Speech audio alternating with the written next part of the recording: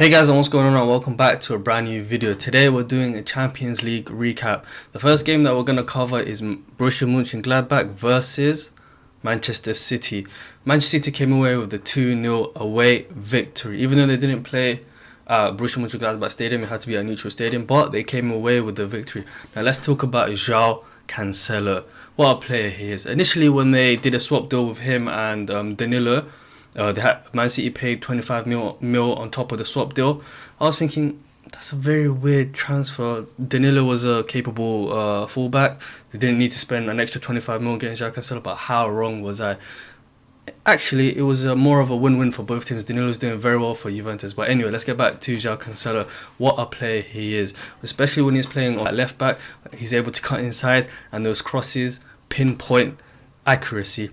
For the first goal, he sent it into the back post. Bernardo Silva, easy header into the corner, 1-0. And again, a carbon copy. João Cancelo got the ball on the left-hand side, cut back on his right foot to the back post, again to Bernardo Silva, who laid it inside.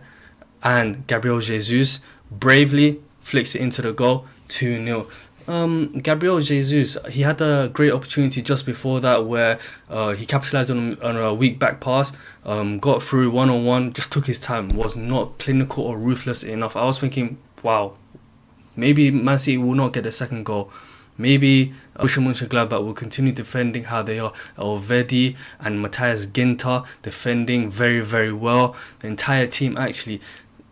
Now, if we're talking about Borussia Mönchengladbach, they did not offer anything in attack at all. They kept Alisson Player up, but they was not able to get good service to him. Anything that came into him bounced away from him. He wasn't able to hold on to it. However, they did have a couple opportunities, and the final ball let them down every time.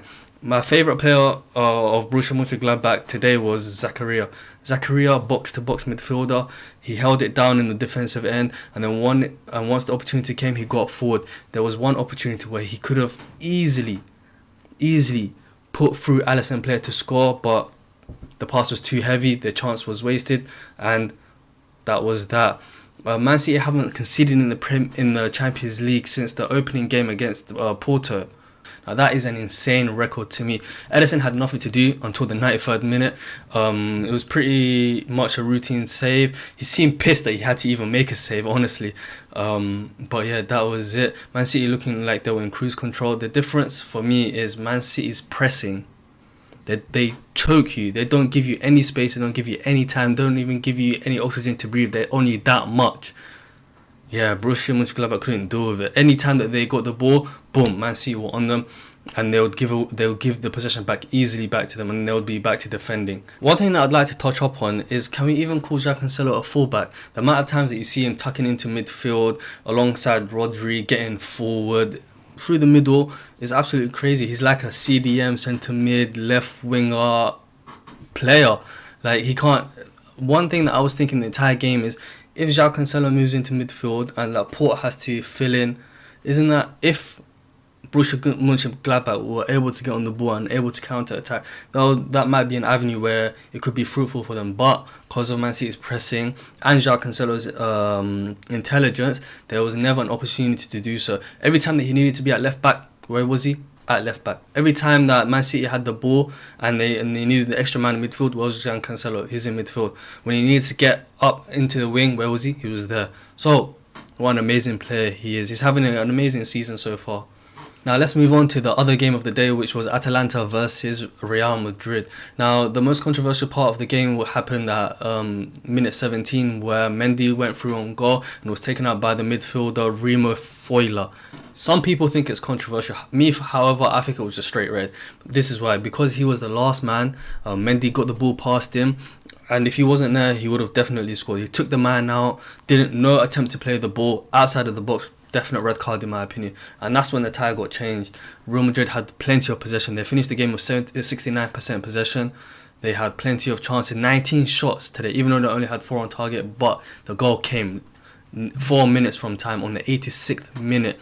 Mendy gets the ball, shifts it to his right foot on his weaker side, bends it, curls it, aims it outside the post, and then it curls back in. Boom, 1-0. Real Madrid got their away goal. But I thought Atalanta, they defended greatly in the first half. They had opportunities going forward. In the second half, not so much. They defended deep, they defended hard, but they must be disappointed with how that goal went in 4 minutes from time.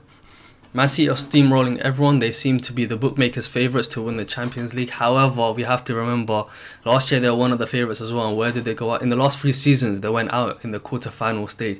I'm hoping this year they can go further than that. They are an amazing team. They can win the Champions League, but there's also PSG, and more importantly, Bayern Munich, who seems to be the best European team this season. Now, let me know your thoughts down below. Do you think Man City can win it all? Subscribe if you're new, and peace.